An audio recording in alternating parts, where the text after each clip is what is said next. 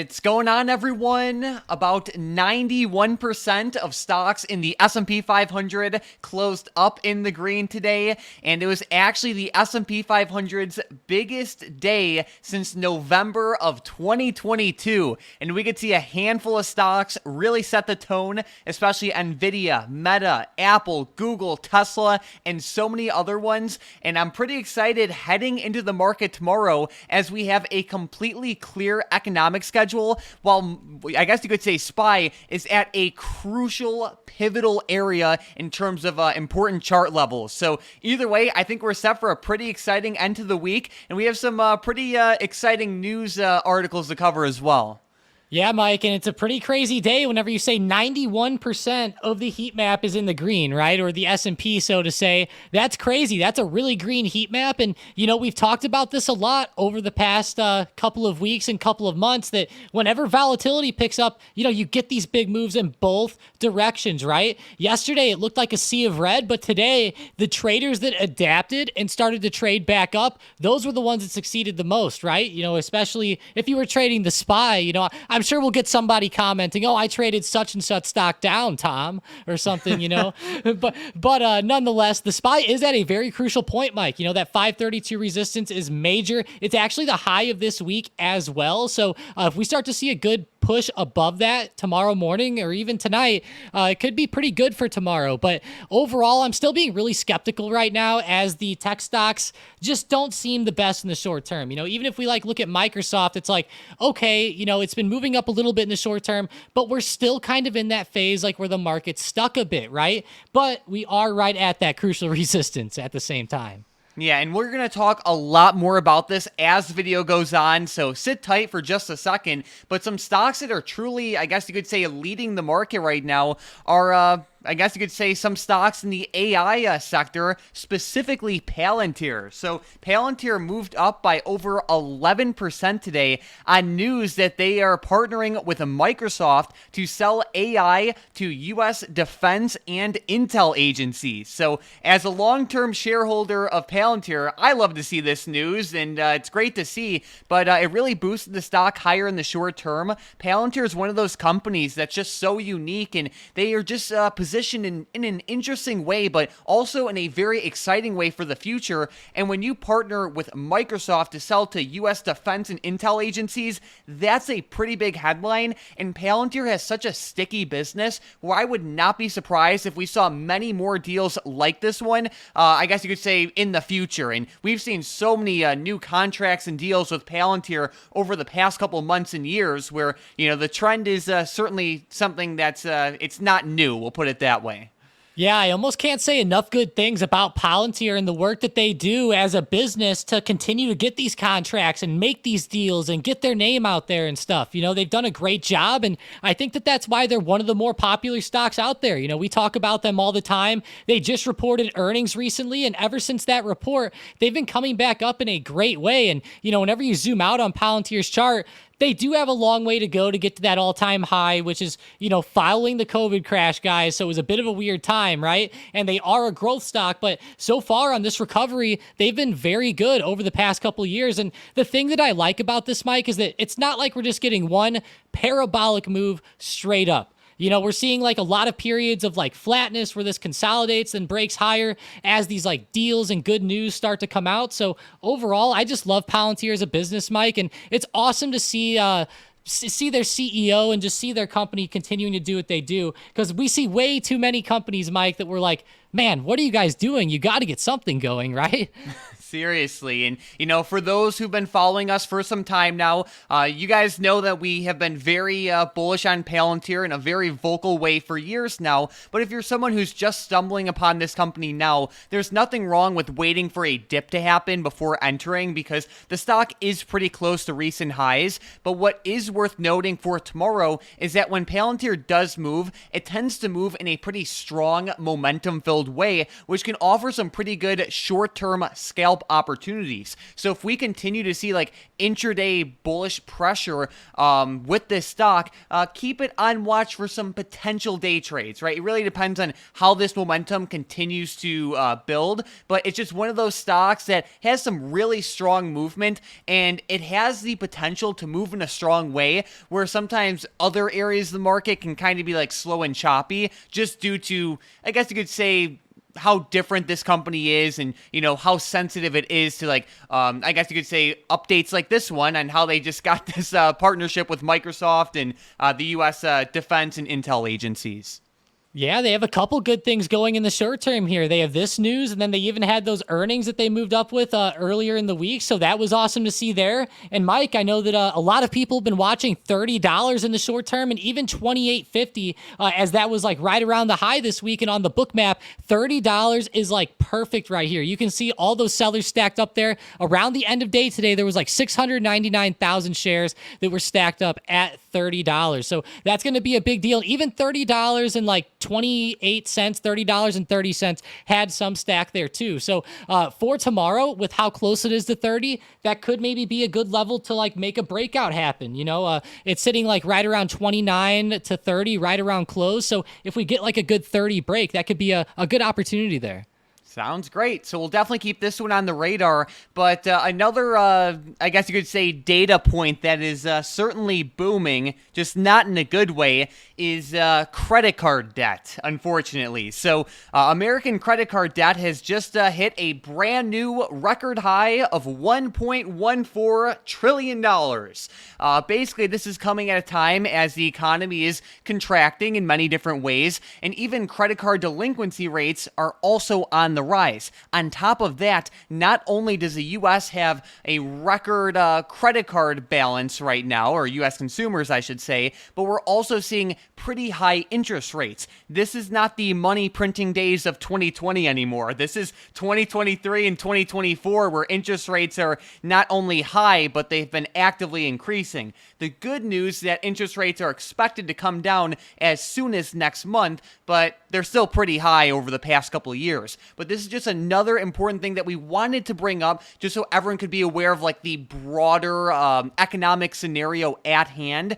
While stocks are still pretty close to their all-time high, consumers are definitely struggling a bit, and I think that has been made more than clear, even looking at some companies' earnings reports like McDonald's and how they have been seeing a slowdown in many different ways. So again, this isn't like any like absolutely mind-blowing news for tomorrow, but we like to keep everyone, I guess you could say, in check with the broader picture. Yeah, and it's definitely a big deal because everybody's been talking about recession and the economy doing worse. And, even JP Morgan had a big statement today where they upped their 2024 recession odds. And, for 2025, they even have the recession odds at 45%, and they have it at 35% this year. So I don't know. I thought that was kind of interesting. I know that they like to make a lot of statements and stuff, but nonetheless, that is pretty crazy, Mike, that the average consumer carries $6,300 in credit card debt. If we go into a recession, the government better be writing more of those economic relief checks, that's for sure. True that. All right, so that is some broader important news with the market as a whole, but more specifically for tomorrow, what do we have lined up in terms of earnings and the economic schedule? Yeah, so the economic schedule is pretty much barren tomorrow. There's nothing that's a 2-star or better on the trading economics website, so nothing there. And on the earnings side of things, Mike, we do actually have a couple tomorrow. So before market opens, we'll have CGC reporting. It's a pretty big marijuana stock. I know a lot of people have been watching that one. They've even popped a little bit over the past couple months with some news. And then we'll also see Nikola report, as well as a couple other stocks that are less popular, so to say. But I will say CGC will be interesting for the MJ sector, Mike. Like, if they have a good report, we could see a lot of stocks rise. And I'm sure that, a lot of the ETFs like MSOS and etc. will rise if that whole sector starts to go. You know it. So we'll keep a close eye on this area of the market. But besides that, Tom, I think we are all set and ready to get into today's setups and predictions. A stock I'm watching very closely right now is Alibaba, and it is to the upside. What I really like about this stock right now is that not only does it have good short-term momentum in the sense that it was up over 3% today, but it has also been uptrending not only over the past week, but over the past year. So on multiple different time spans, it is starting to uptrend. On a much broader sense, when you zoom way out, it is still closer to its lows. So basically what we're seeing right now is an oversold stock that's starting to gain its upward momentum back. On top of that, Alibaba is one of those stocks that just doesn't really care what the overall market does. It kind of has a mind of its own, and it moves independently, which is great in a scenario like we're in for SPY right now, where it's kind of like this no man's land where it's like, yes, SPY is showing some short-term bullish momentum, but at the same time, over the past couple of weeks, it has started to pull back. So I really like BABA to the upside going forward, and when BABA does move, it tends to move in a pretty momentum-filled way, which is always good to see, and the price action today was pretty great, as it really only had like one major pullback intraday, and besides that, it was just running all day long.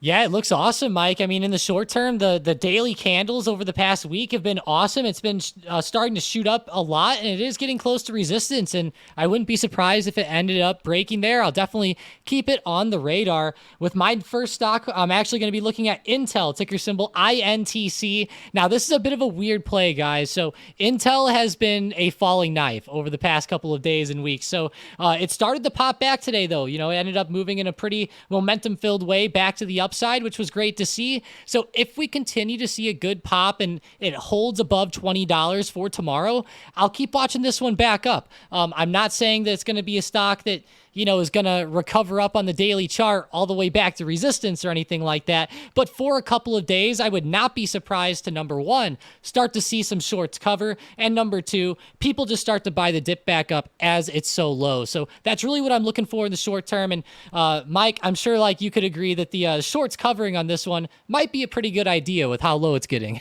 Yeah, seriously, they've done pretty well over the past couple of years, to say the least. But good stuff there. Another stock I'm watching pretty closely is GLD, and it is to the upside. This is technically an ETF that follows gold prices, and gold prices are very close to their record highs. And as we are heading into the weekend, there are still many people expecting a retaliatory strike from Iran.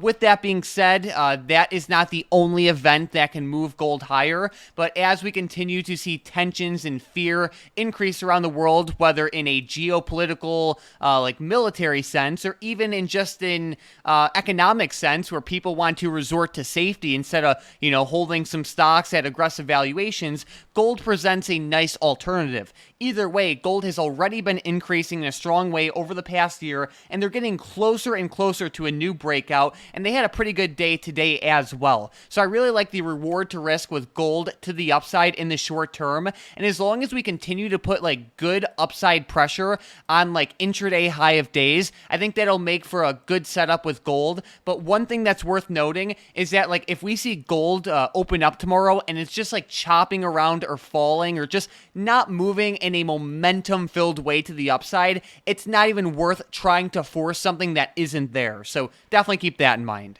Yeah, I'll definitely have gold on watch. I like how it's starting to come up off that recent dip. I know just a couple days ago, everybody was freaking out about gold the way it was falling, but it's starting to look a lot better here now in the short term. And, you know, everyone's kind of expecting Iran to do something soon. It's definitely something to keep your eyes on. Mike, with my next play, I'm going with Tesla, and we're going back to the book map again. So with the book map here, Tesla is on a pretty major level. There's a huge resistance at $200. You can see on the intraday price action how it got there today, wiped it, and then moved higher, but then they actually came right back in once Tesla fell back below $200. So I'm really going to be watching Tesla very closely off of this level. If we go to the intraday chart of Tesla from today, you can see how it's straddling right there around market close. So I'm watching both directions. If it ends up rejecting back down below like 196.50, then I'll start to watch it fall lower. If it holds 200 and starts to break above 201 tomorrow morning, then I will start to look for a recovery. But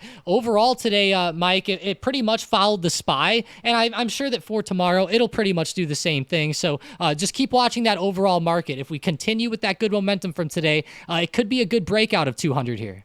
Good stuff. And Tom, as you mentioned SPY, we have to take a deeper look at the situation with it. While today was a great day, there are still a handful of key resistance levels overhead. So heading into tomorrow, what would you say are the most important levels and things to watch out for with SPY? Yeah, the biggest thing is the level that we closed at. 531.80 to 532 is a major level here. It was the high of this week, and it was even the low from Friday before we gapped down. So keep watching this level closely. If the SPY rips above here, there's a couple levels coming up. Firstly, I'm watching 533.50. That was a pretty good resistance from last Friday. And then 537 and then 540. So that's really what I'm watching to the upside. If it ends up rejecting and falling down, I'm watching 525.75, 524, 523, and then 518 and 514. So that's the rundown, Mike, and 518 and 514 are pretty major down here.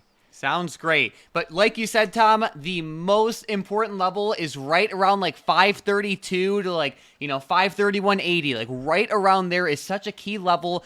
It was not only a key level today, which is where SPY closed, but it was also the high of day yesterday. And there have been a handful of other times, just over like the recent short term, that this level has been important. If SPY fails to truly break through this level, that could be a pretty strong sign that the selling pressure is stronger than most people originally anticipated. On the other hand, if we see a nice clean break above this level, that'll show that the buying pressure is pretty resilient, and that'll definitely help out the bulls. But either way, keep this 532 area close on watch for tomorrow. And besides that, Tom, let's jump right into today's momentum plays. And with the first one, we have Enphase to the upside. Yeah, Enphase had a really good day today. Nice recovery, and they're sitting right around resistance. So if they're able to break above 110, then keep watching them up. All right. With the next one, we have Palantir also to the upside. How could we not, right? Sitting right around $30, and keep watching that level very closely. It's a big level on the book map. So if it breaks, I would say $30.25, then watch it up. All right, and then with the last one, we have AMD for both directions. Yeah, AMD is pretty wild here, Mike, and so is the SPY, or so has been the SPY over the past couple days, but pretty choppy. If it ends up breaking out of the chop to the upside, up above 140, then keep watching AMD up. If it ends up pulling back under 134, then watch it back down. Sounds good. So we have the downside level for AMD as well as the upside level. So keep those levels close on watch. But then don't forget about the upside levels with Palantir and Enphase. Either way, these three stocks are on watch for potential day trades tomorrow. If and only if they break through the levels Tom listed, the stronger and more consistent that the price action is, the better the setups become. If they don't break the levels listed, then don't force the trade. But besides that, we are all clear for today's $885,000 big money trade, and we are looking at ticker symbol BNTX. Now, this is a biotechnology stock, so these stocks are crazy, and they're a little bit riskier than most, so keep that in mind. That's the first thing. But just because they're crazier and more volatile isn't necessarily a bad thing because they have bigger moves in both directions. Today, the big money bought the 85 strike call options that expire on September 20th of 2024. Biotechnology stocks move in such a wild way because I guess you could say the results of like their trials with their treatments and you could say like FDA approvals and just like everything like that has a big impact not only like on their business materially, but also like in terms of of sentiment. So the stocks swing a lot based off of like news events related to their treatments. Regardless, BNTX is a stock that had a phenomenal run back in like 2020 and 2021, but ever since that point, it has been slowly fading lower. It just recently reported earnings, and it did fall, but it's starting to pop back higher. Right now, the stock is right above $80 a share, and these 85 strike call options are a little bit far out of the money. And while that isn't the best thing to see ever, when you're trading a stock as volatile as BNTX, it's not all that crazy to go a little bit further out of the money, because in the event this stock does make a giant move to the upside, the further out of the money options will rise more in terms of percentage. But either way, looking at this stock going forward, I'm pretty excited to see how this setup does. I really like the reward to risk, and just understand that this setup will be more volatile than your average big money trade. Mike, this is pretty wild. To see the big money getting into this one is pretty insane, especially calls while it's so low. That's a pretty insane thing to see, but they did just have earnings, and it looks like the reaction has been fairly good so far. So overall, I mean, it's not a bad play. There is a gap to fill on the daily chart for all of my gap fill traders out there, up to like 85.50 to 86. Now, do all gaps have to fill? Definitely not. So keep that in mind. But nonetheless, I know a lot of people like to look for stuff like that in the short term as well. And I think 85 is a fair strike for this one, given the volatility. Like you mentioned, sometimes in the past, it could just take one day. This one will be right at 85. So I definitely like this level, Mike. And for the long term, this is a pretty big support too, around this like 78 to 80 mark. It's a pretty big spot. There we go. If someone was looking for a specific area in terms of like a warning sign, I would be concerned if the stock broke below that like $76.50 area, which is a recent low. So keep that in mind. But again, this stock will be volatile. So just expect volatility and big swings in both directions if you decide to follow this. But either way, I'm excited to see how it does. And as we look at everything, I'm pretty excited about the market right now. Like you mentioned in the beginning of the video, Tom, today was the biggest day for the market since November of 2022. And when we enter periods of higher volatility, we see like the biggest, craziest times in the market in both directions, again, to the upside and the downside. And what this will ultimately make for are like not only more opportunities, but better opportunities for short-term traders. And I'll also say that this week was a little bit choppy, and it wasn't necessarily the easiest week to trade. So if you struggled, that's all right, but just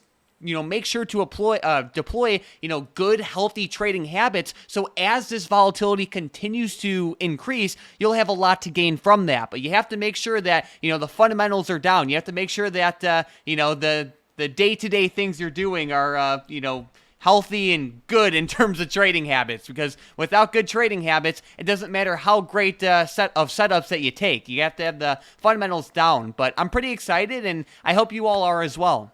Yeah, I know it's been a really fun week, honestly, for me, Mike. I thought that a lot of the movement, I know that the SPY is flat, but the intraday swings are pretty huge, right? And that's fun to trade, especially whenever they're this large, like yesterday to the downside, and then today, and I think that this goes to show that whoever's adapting in the short term are the ones having the most fun, right? And the ones being the most successful, because with all the chop, it's not like you can just go into the market and be a bull every day like we could all year long, right? It's a little bit different. The dynamic is changing a bit. And, going back and just looking at VIX really quick, Mike, I know that VIX is kind of settling down a bit in the short term, but it's still pretty elevated, and I wouldn't be surprised to see it get even crazier. Just keep watching the Iran and Israel news. I think that could be the kicker there. And of course, keep watching gold as well. That'll be a very interesting sector. And I'm glad that you mentioned this one earlier, Mike, because coming up off of this dip, it's looking pretty good. No doubt about that. And one quick side note, if you guys are new to the channel, consider smashing that subscribe button. We post these videos all the time, and in every single video,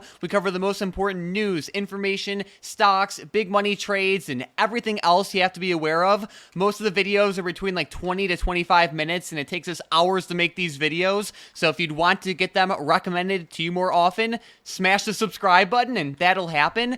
But besides that, we have to give a giant flying shout out to today's member of the day, Ariel, in the Stocked Up live streams. Thank you so much for being such a great supporter of Stocked Up, and it's always great having you on the live streams. I heard today was a good one. Yeah, it was awesome today. Ariel made some funny jokes, and she overall just is a really bright spot in the community. So, Ariel, we had to give you the shout out today. I know everybody was calling for it too, so we had to oblige.